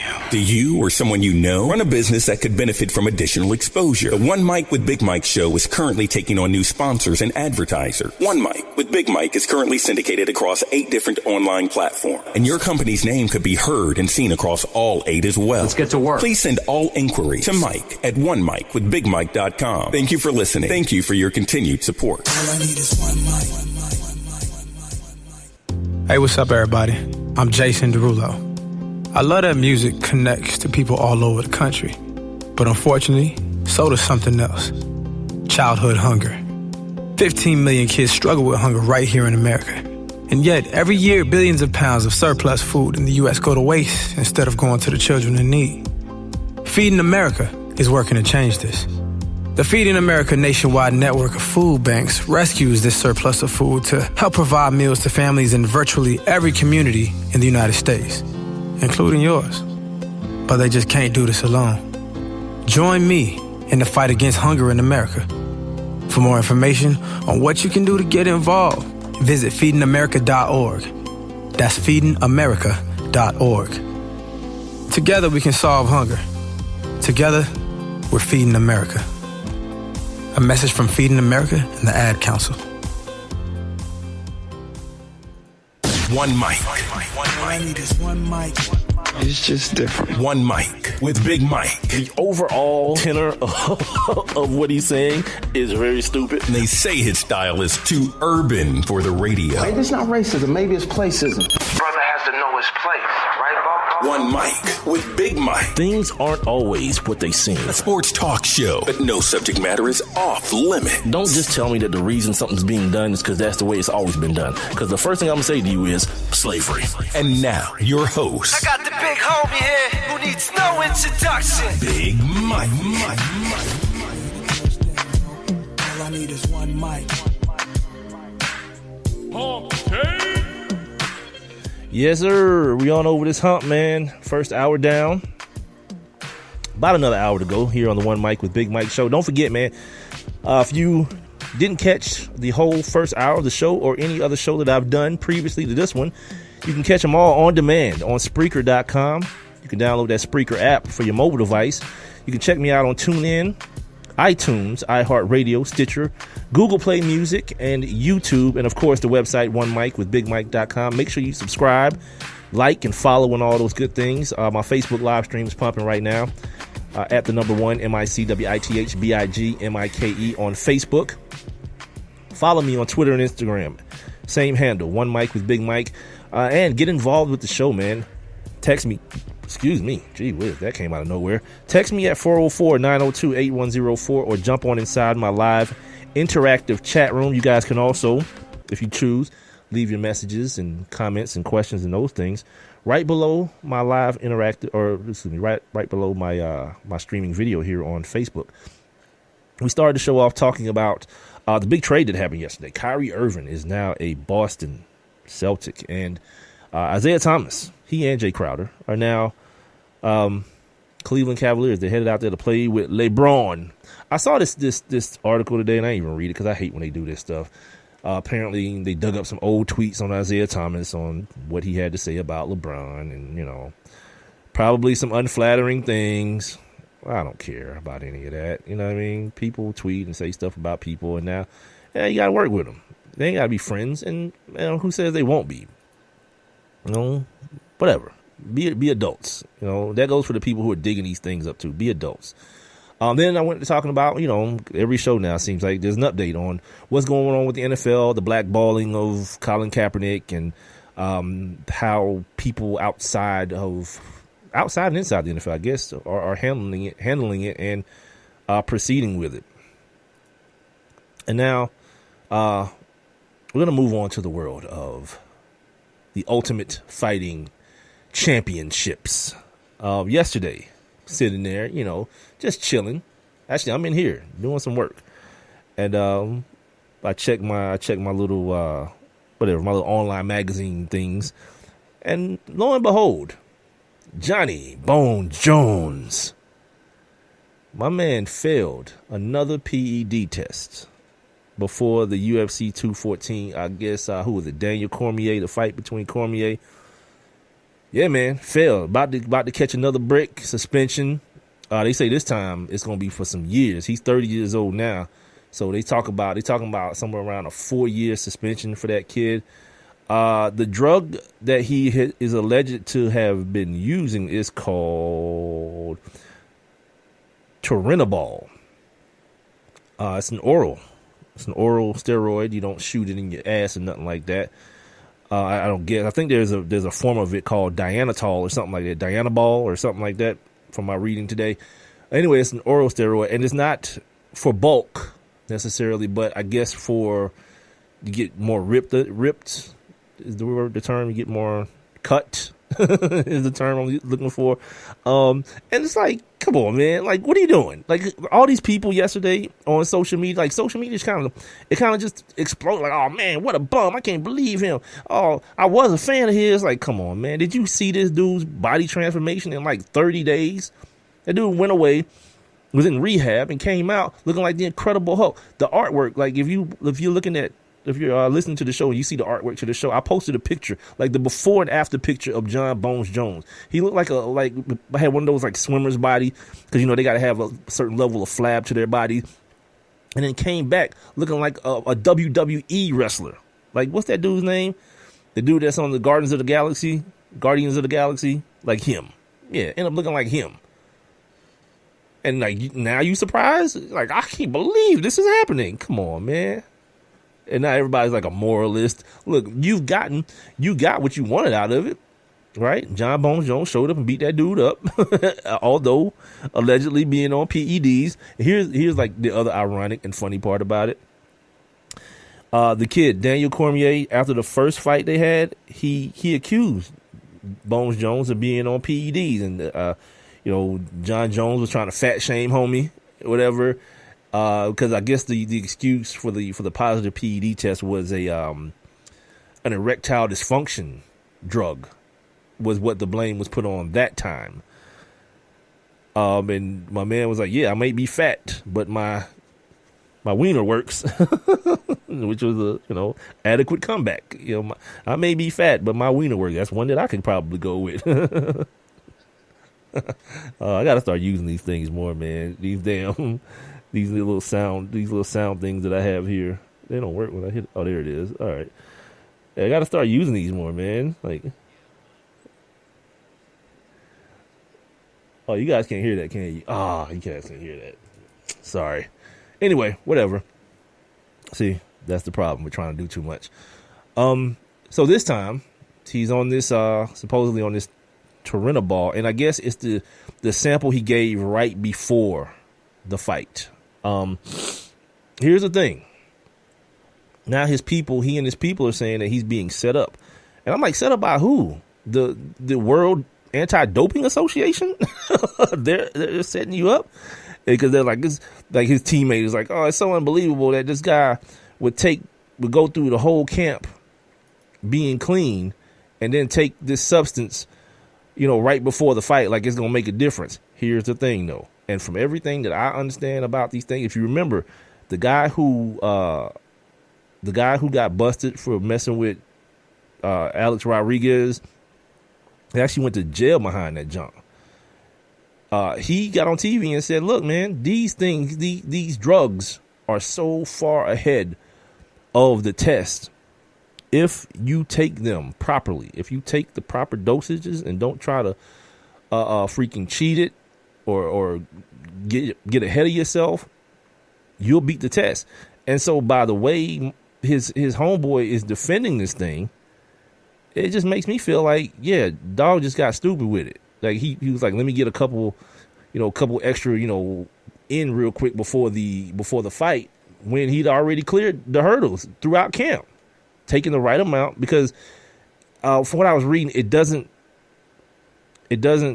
elevate the estrogen levels like the previous version of it, the Dianadol or whatever it's called. It starts with a D. It doesn't increase the estrogen levels like that. So they call this particular drug that Johnny Bones Jones was supposedly on, they call it Dianadol Light or whatever. Yeah. So something's in here flying around. Jesus. And now, what do you say? Dana White just got through saying this man is the best ever to do it. I saw John Bones fight live here, Rashad Evans in Atlanta, and that dude is amazing. You know what I'm saying? Like, the dude is like out of this world when it comes to this mixed martial arts situation. But now you look at him, it's like, I don't know, how good is he?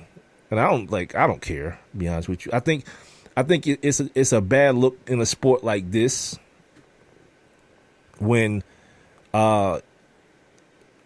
people can then question the legitimacy of the fights because you don't know what the outcome. This kid, like the one person I think that should feel the worst, and it felt like he did after reading his comments. Like they said, he got emotional. The guy Daniel Cormier, he got emotional the first time when they told him the fight had to be canceled. I guess because John Bones Jones was on cocaine at this point or something totally different. But he was crying. He was crying to Dana White, that he didn't want this to happen because apparently, obviously these guys work hard building up to these fights or leading up to these fights. They work hard in preparation to it, and then to feel like someone had a unfair advantage against you, and it took that to beat you because they went 3 rounds. I think it was a title bout, so it was 5 rounds, I guess, in the UFC. I haven't seen a UFC fight in so long for some reason. I don't know. I enjoy it, but for whatever reason, I haven't seen it.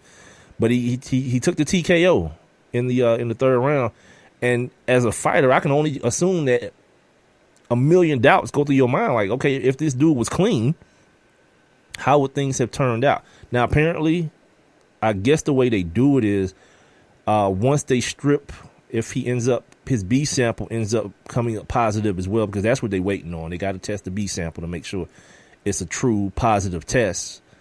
They strip him of the title, suspend him, and then I guess the title goes back to Daniel Cormier. But, as a fighter, is that how you want your situation back? I guess he'll take it any way he can because of the fact that, the man cheated. Oh yeah, Big L, no doubt. Big L said he's on more than steroid. He's on coke. Yeah, because he bragged about it. If you remember, he was like, I did coke the whole week before the other fight, or was it before this fight? Before the first fight, he was like, yeah, I was on cocaine all weekend and still came out and beat that dude up. It's like, first of all, you can't really do that. Like, that ain't really the move. You know what I'm saying? Like, you want people to know that you in this for real. How about you don't brag about your cocaine use? How about you just don't do that? You know what I mean? The dude that's like, had to go to rehab and got into that car accident, had many a problem. How about you just don't do that? I was on cocaine all weekend and still showed up and beat up this dude. And a lot of people made the observation on social media that, the cocaine could possibly help you, because then cocaine at one point in this country was used as an anesthetic to numb you, right? So if you on cocaine and some dude is pummeling you in the face and kicking you in your ribs, you might not feel it. And it might be, if you're already a trained ass kicker like John Bones Jones is, it may give you an unfair advantage on that level as well. So I don't know, man. I'm not a dude that gets hung up anymore on like wasted talent and everything like that, because we live in a different world now. You get to see everybody. You know what I'm saying? You get to see everybody and all the talent from everywhere. So if John Bones Jones has to go away the same way Anderson Silva, the Spider-Man, had to go away, there'd be more. That's the one thing that I enjoy more. This is why I enjoy the UFC more than boxing, because it's a fight. And so it doesn't matter if you know their names or these guys are household names. It doesn't really help the sport This stuff with John Bones Jones don't really help the sport. The stuff with Brock Lesnar getting popped for the PEDs too after the last fight he was in, that don't help the sport at all. I don't know this Conor McGregor situation. Once he loses to Floyd Mayweather, I don't know how that necessarily helps or hurts the sport because it's different. It gives him, the individual, a bigger profile, and then it becomes incumbent upon the UFC to figure out how they're going to further promote Conor McGregor and have him be this. And if they want him to be, because he's kind of a loose cannon, you know what I mean? Like he's like one or two racial slurs or something else away from, sabotaging his whole situation too. The same way this cat, John Bones Jones, is. So the sport in and of itself is a beautiful thing because, like I say, me and Callaway went when they was here, man. And from the undercards to the main event, man, we enjoyed the hell out of it, man. We just saw dudes like just showed up to kick each other's ass. I mean, we didn't know who they were or what their backgrounds were, what their records was before then. We just knew these dudes got in the ring and it was a fight. It wasn't no dancing around. It wasn't no people fumbling around. Like, you see those younger boxers sometimes in these undercards for boxing matches, you can tell this huge gap between them and the big boys. And you can tell it in UFC too. You can tell the difference between Bones Jones and Rashard Evans and the first dudes out. But still and yet, yeah, dude, by the time Bones Jones them got out there was plenty of damn blood on that damn canvas. Those dudes getting their asses whooped for real. So anyway, I don't know what's to become of this kid. If his career is over, so what? You know what I mean? Like, people do what they want to do. If you want to do roids and cocaine and all these things, I mentioned it on Monday's show. Please don't expect me to cry to shed no tears for this dude. You know what I mean? He's got all the resources to rectify whatever issue he may have, and if he chooses not to, you're a grown man. Just like when I get my $700 million tonight, when these numbers hit, and then I develop my heroin problem, don't F with me. Don't even talk to me. If I want to do heroin with my $700 million, I'm going to do heroin and whatever, oxys, everything that Future talks about in his record. I'm going to do that. All Molly's and whatever, Percocets. Yeah, I'm going to do everything that Future sings about. I'm going to do that with my $700 million. And I don't want nobody to shed no tears. Oh, Mike need help. No, I don't. I got $700 million. I don't need your damn help. Bye. Anyway, what else do I have on this? Because I feel like I had more to say about this situation, but I guess not. It is what it is. When it's all said and done, people are gonna have, he's such an idiot, he's such a bum. Maybe he is, but I don't know that dude's life. That dude serves one purpose. That dude serves one purpose for me. Get in the ring and entertain me. Once you can't do that for me anymore, I don't know you. You ain't my kin. You ain't my homie. So whatever you do after that or between those times, I don't care. I remember when we were on the radio and I said it about Mike Vick and people thought I was some sort of like devil. I was like, Mike Vick serves one purpose to me. If he can't play football, don't mention him. I don't care. Like, that's the only reason I care that he was dog fighting. I don't care about dogs. I don't have no dogs. I've never had dogs and pets and all that kind of stuff. I'm not an animal lover. I thought it was weird. You know what I'm saying? And my man was electrocuting dogs and drowning them. I thought that was like real, like weird and out of this world. But after that, I'm like, all right, so he ain't gonna be able to play no football? Well, screw that. Conversely, Kobe's going through a rape trial and taking a helicopter back from Colorado every game and busting folks for 40. Yeah, I didn't care then either. Like, okay, if Kobe did it, he gonna go to jail. And if he go to jail, I'll be mad that I don't get to see Kobe Bryant play basketball no more. But as long as I get to see Kobe show up and hit for 50, I don't really want to hear about the rape stuff. That's going to take care of itself. And it did. Inevitably, it did. And then we got to see him go forward and have a Hall of Fame top 5 player of all time career. Yeah, just do. I only expect from you what you're able to offer me as a sports fan. All these people who expect these cats to be role models for their kids, you're a bad parent. You're a terrible parent. If Mike Vick is needed to be a role model, if not Roy Jones, yeah, him too, Roy or John Jones, you looking at them to be a role model for your kid and you don't even know them? Yeah, these are human beings with human flaws, just like the rest of us. So then when Mike Vick goes to jail, you crying because you got to explain to your kid that this dude that you built up to be more than human is actually human. You're a terrible parent. That's terrible parenting, man. Raise your own damn kids. You know, if there's only one thing in life that I'll admit to agreeing to Charles Barkley about is that those dudes ain't your role models, man. Because what do you do when they fail? Like most 99.99999% of humans do. What do you do then? Anyway, shout out to my man I Am No Dose. He's up in here, man. Yeah, says he's gonna do a lot of coke when he hit the lotto tonight. Too bad you're gonna have to do that coke without that lotto money, because that's my money. Yeah, that's probably the best question of the night. No, what you gonna do? I saw some stupid ass answers yesterday. They had people on the news, and they was our people. They was our people, man, on the news. Asked this one lady, what you gonna do?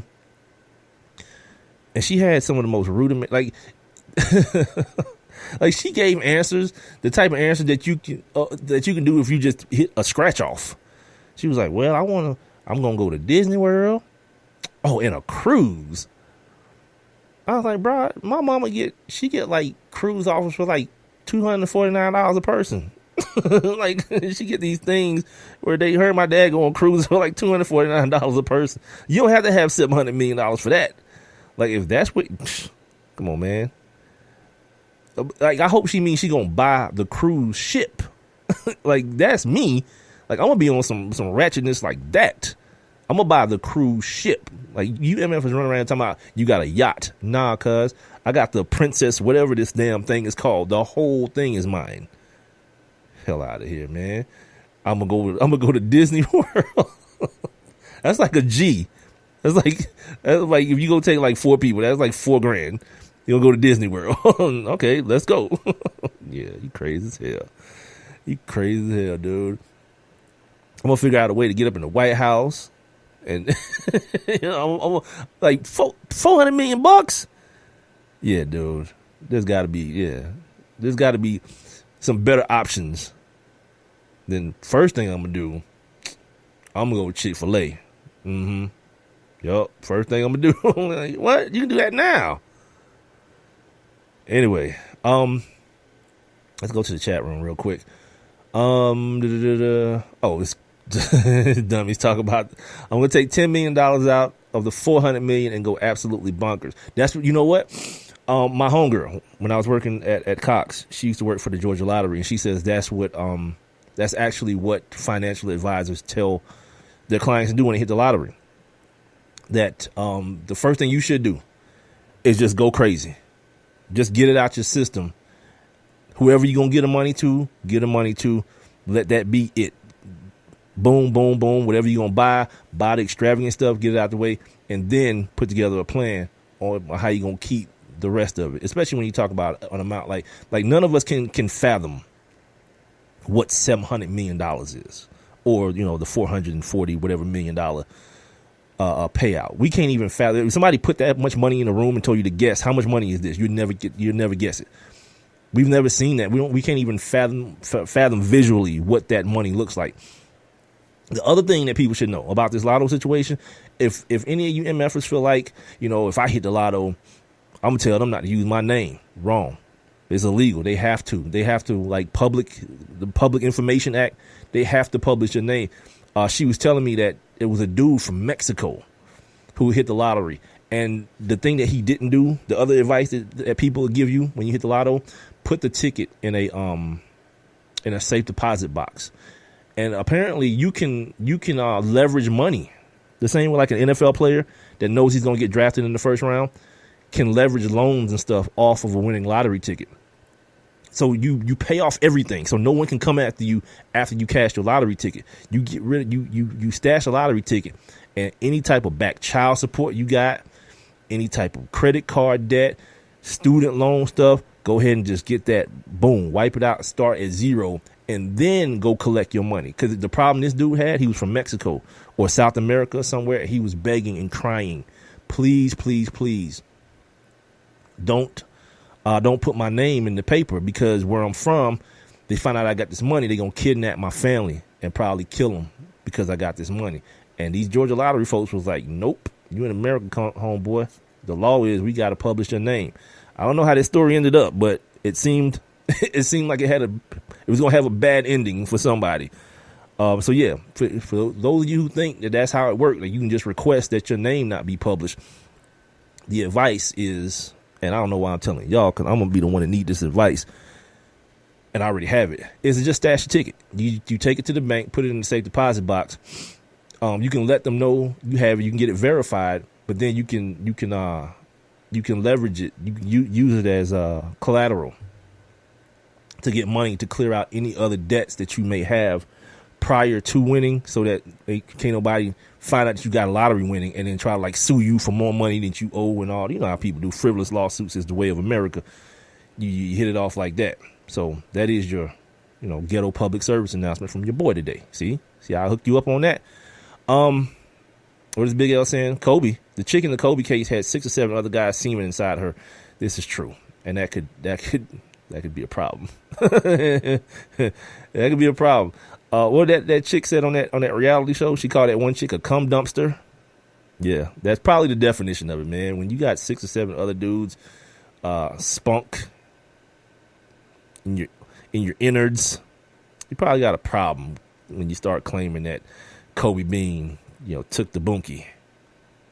That was a bad time in sports, man. That was a terrible time in sports, man. And then when you find out after the fact, man, that like his wifey, I don't know if y'all did y'all see the Kobe documentary that he did on for Showtime? I guess they show it on NBA TV all the time now. That his wifey had had a miscarriage during the time because the stress was so heavy on her. It's like, that's hardcore, dude. It's like, I don't know, man. Unless man, like, people can have money, but regular people problems, man, they're gonna crawl into your life. You know what I mean? Like, you go out and you in Aspen, Colorado, and you got some bust down that you trying to get up on, and you do, and then they come back and bite you because she's talking about you raped her. Your wifey's at the crib pregnant, and you stressing her out, and you done messed around and killed your unborn. That's deep. Anyway, I've totally derailed this situation. I've gotten way off track here. Oh, so coming up, I told you guys at the beginning of the show, I wanted to talk to you about what I saw last night. And I don't know if you guys saw this real sports situation. If you're like me and you're not really messing with the Hard Knocks situation, well, Real Sports came on last night right after Hard Knocks. I didn't watch Hard Knocks, but I do, I DVR Real Sports because it's probably one of my favorite sports I don't know what you want to call it, shows, I guess, that Outside the Lines, things that come at you on a more cerebral level, on a more cognitive level than just, 2 dudes sitting across the table from each other yelling and screaming, or people turning an NFL show into a game show where, which quarterback would you put on this other different team and blah, blah, blah, blah, blah. Just to make people even more stupid than they already are. So when I get back, I want to tell you guys about this thing. I want to kind of just recap something that we talked about on Friday, on Monday, as it pertained to what's going to happen in a couple years with this NFL situation. It's going to be another work stoppage, so get yourself ready. And DeMaurice Smith may be out. This other guy is going to be challenging him in 2018 because, of course, the players vote on who their leader is. And DeMaurice Smith has, he's won the last couple times. He's come up for re-election. But this time I think he's got a formidable opponent, and I'll tell you guys who that is. Coming up next here on the One Mic with Big Mike show. It's live, man. Live. Tell a friend to tell a friend to tell a friend to tell a damn friend. Live every Monday, Wednesday, and Friday on Spreaker.com, the Spreaker app. Tune in. And, of course, One Mic with BigMike.com. And lately here, shout out to me, patting myself on the back. Got the Facebook live stream pumping. Before I start bragging, let me check it and make sure it's still going. Boom, there I am. Facebook live stream is going on the Facebook page. Make sure you like the page while you're there. It's Facebook.com/ the number 1 MICWITHBIGMIKE, or I guess go to Facebook and just go to at One Mic with Big Mike, and you'll be right there. So like it, check out the stream, and I'll be back. I have one question for you. Do you or someone you know run a business that could benefit from additional exposure? The One Mic with Big Mike show is currently taking on new sponsors and advertisers. One Mic with Big Mike is currently syndicated across 8 different online platforms, and your company's name could be heard and seen across all 8 as well. Let's get to work. Please send all inquiries to Mike at onemicwithbigmike.com. Thank you for listening. Thank you for your continued support. All I need is one mic. Take a look under your bed. Find stuff under there? What about jobs? No? Now try your basement. There's a pair of overalls that overall you're not so into anymore. A perfectly good laptop that hasn't sat in your lap in months. And even more stuff, but still no jobs? Well, you really have both. See, stuff is defined as household articles considered as a group. Sometimes this stuff is no longer needed. Wait, no longer needed? That can't be right. Because remember those jobs you were looking for? Those are really needed. And they're the stuff inside your stuff. Even inside that winter coat that moved with you to Phoenix. Our job is to unlock those jobs, and it starts when you donate your stuff to your local Goodwill. Here's how we do it. When you donate to Goodwill, we sell your stuff to provide job training for people right here in your community. So just by teaming up with Goodwill, you help create jobs. And isn't that worth parting with the leftover guitar from your 80s cover band? Goodwill. Donate stuff, create jobs. Find your nearest donation center at goodwill.org. A message from Goodwill and the Ad Council. And now back to One Mic with Big Mike. And here we go!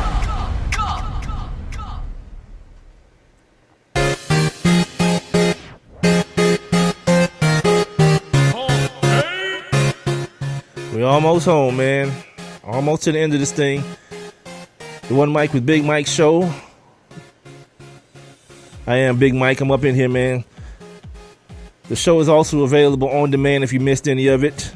Spreaker.com. Download that Spreaker app to your mobile device. I'm also on TuneIn.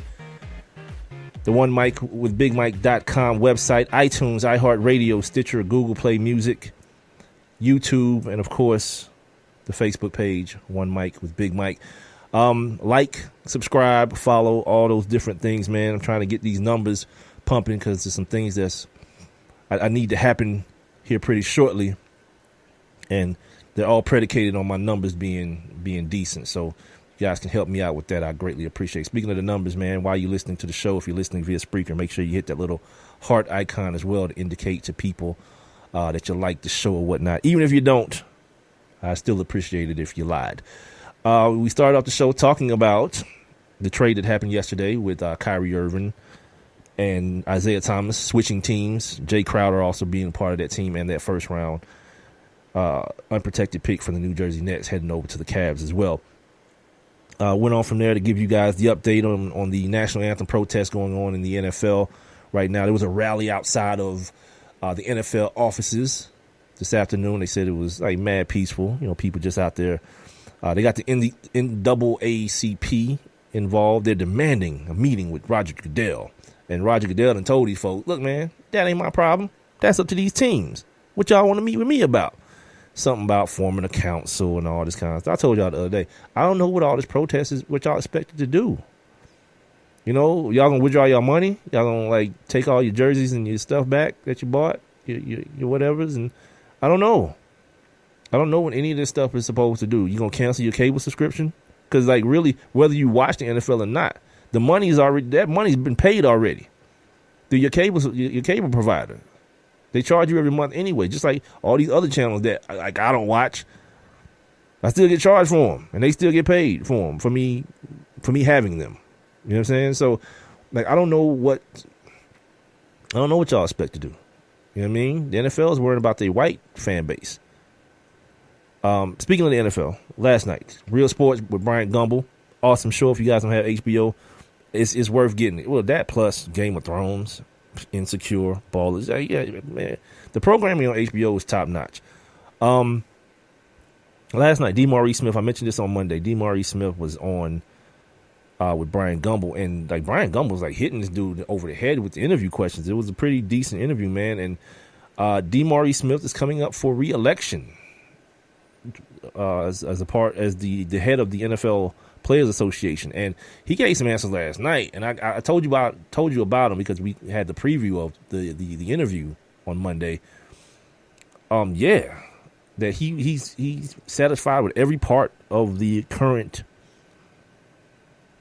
CBA, even after being informed, and even after knowing he didn't have to be informed. He knows that the way this CBA was formed, because it's 10 years long with no opt out. No other major sports league has ever had a collective bargaining agreement that long, especially without an opt out in it. And it's in effect cost the players a few $1 billion. Billion with a B. So while these dudes is like, oh, I can't believe these other folks is getting paid money the way they're getting paid and we're not. That's why. You signed a ratchet deal, man. Under the guise of labor peace. You gave your commissioner more power than any human being should probably have on this earth. And now you're in a position that you're in now where you're going to be looking for new leadership. And the thing that I said that the day after the deal was signed, I think it was the day after because we were on the radio.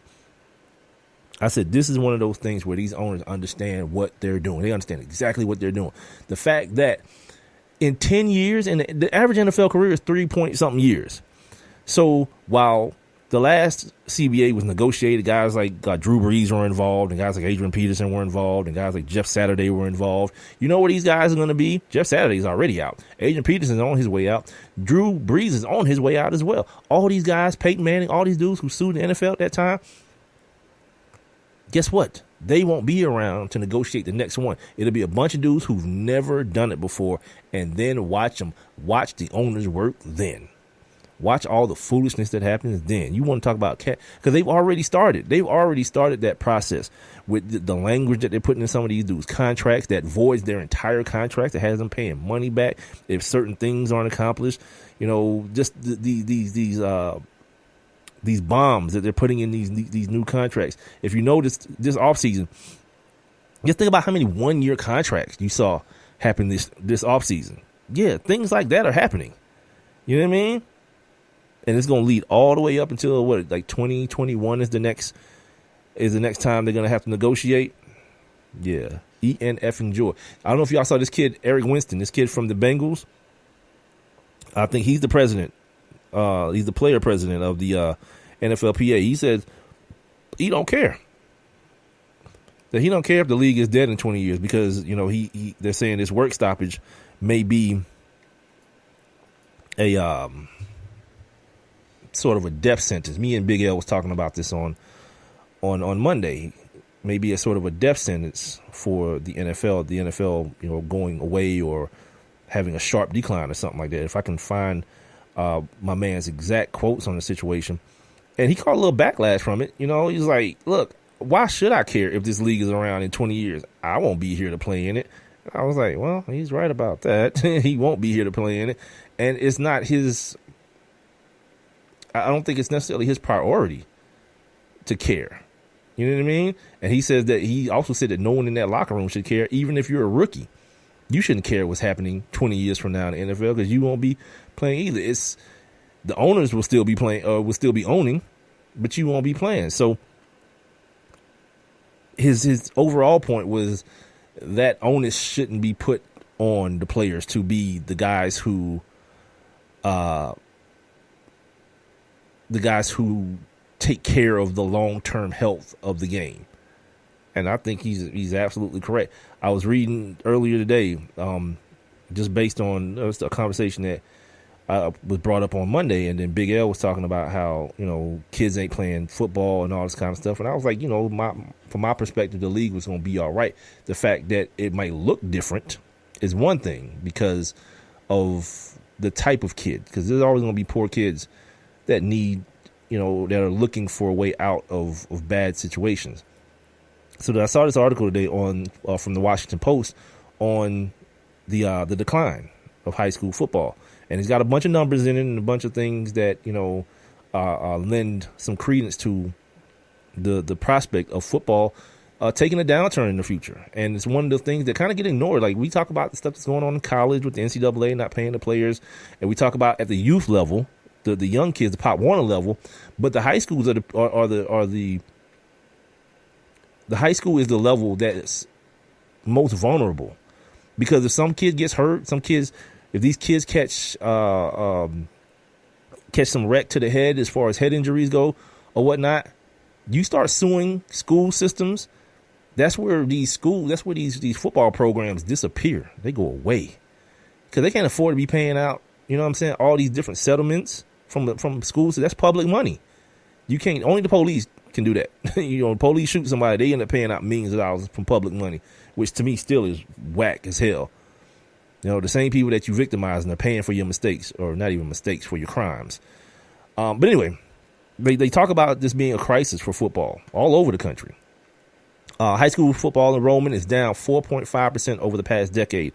This is according to the National Federation of State High School Associations. Now, more schools, this is where it gets tricky.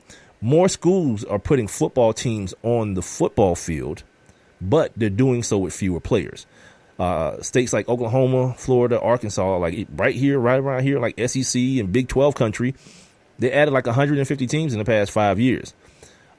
Teams in the Midwest and the Northeast, they're actually cutting high school football programs. Michigan saw a net loss of 57 teams. That's up there with Jim Harbaugh and D'Antoni, up there where Urban Meyer's trying to, he recruits that up there. James Franklin up there in Penn State, they all in that Big Ten area. Michigan saw a net loss of 57 teams in the last 5 years. Missouri has lost 24, Pennsylvania 12. So it's one of those things where the numbers can kind of fool you. You start saying, man, this football program's popping up everywhere. Well, they're doing it with less players now because more kids are bowing out. And this is going to lead me in a little while to my conversation about the next subject matter that appeared on Real Sports that I thought was bananas as hell. Even a state like California is down 28 high school football teams in the last half decade, the last 5 years or so. At the youth level, they saw nearly a 30% drop in participation between 2008 and 2013. This is according to data that was collected by the Sports and Fitness Industry Association. So yeah, the kids, the babies, Pop Warner kids, they're going down. They talk about the changes in demographics. Like people are moving into areas. You got like refugee situations, people from like Somalia and wherever these people are coming from that don't give a damn about football. They don't know nothing about football, so they'll show up at these high schools and their kids will show up at these high schools and they ain't trying to play no damn football. You know what I'm saying? A lot of times there was a story about how soccer in one of these refugee towns, not refugee town, but a town that took in a bunch of refugees, they got like this ill-ass soccer team. I think it's somewhere up in like New Hampshire, somewhere up in the Northeast somewhere, because that's they move. You know what I'm saying? That's what they know. So you can't expect these kids to necessarily come in and assimilate to playing an American sport. That plus parents, of course, concerned over all the new information, that's coming out about the head injuries thing. So all these things coupled into one bowl, it sparks it should spark a level of concern for NFL football, because the one thing you want to do, you want to keep the pool of labor full as possible, and if that pool begins to get drained a little bit, it could affect the product. You know what I'm saying? And I heard Dan Le Batard say this one day, maybe a couple weeks ago, and he made a lot of sense that the NFL needs Tom Brady, they need Aaron Rodgers, these guys, because the one thing that you don't need is you don't need a bunch of dudes that look like Colin Kaepernick. You know what I'm saying? Tattooed up, big afro dudes, no matter how talented they are. From the optics perspective, the NFL don't want that. You know what I'm saying? You don't want that. Like the NBA has finally found a way to kind of get over that, because they passed a bunch of rules on dress codes and things of that nature. I mean, dudes still run around with earrings and tattoos and all this kind of stuff, but they've kind of at least showed that they put forth some sort of an effort, I guess, if you want to say it that way, to quell those thoughts. But the NFL needs the golden boy quarterback. They need those Carson Palmers and cats like that. That's why they love Cam Newton. They want Cam Newton to stay. I mean, he quirky with the little gold beard or whatever and the hats and all that ridiculousness. But Cam Newton he looks like a nice young man. he ain't running around here because you remember when Colin Kaepernick was like mad good, like that was the big thing on him, right? The tattoos all over him. People didn't realize they were Bible verses actually, but he was this black kid with tattoos and he's playing quarterback. What? It was a joke to the NFL system. Anyway, before I run out of time, I definitely want to talk about this, and I hate that I waited till the very, very end to get this out. But the other thing they talked about yesterday that caught my attention that was real crazy, and again, it kind of just took my mind back to the conversation we were having on Monday about where the NFL is going, and it's about this thing called youth sports tourism. And you say, Mike, what is that? Well, first of all, what it is, it's a $9 billion business. And essentially what we're talking about is parents who, in place of a vacation, they travel with their kids, their sons and daughters, travel teams to all these different venues across the country for them to play sports. And for the most part, what we're talking about is baseball, softball, soccer, and basketball. So no football, right? Which is another reason why, for a poor kid that's just from like Miami or from Atlanta or somewhere, this is not going to really affect you. And I'm going to talk about the effect here in just a second. These parents, man, they spending a ass load of money, man, for this stuff. There was this one black couple that the dude that was doing the interview, and I can never remember his name, but he does a lot of these great stories on Real Sports, white dude.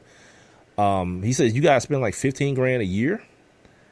And he said, let's say 10 years. He said, that's $150,000.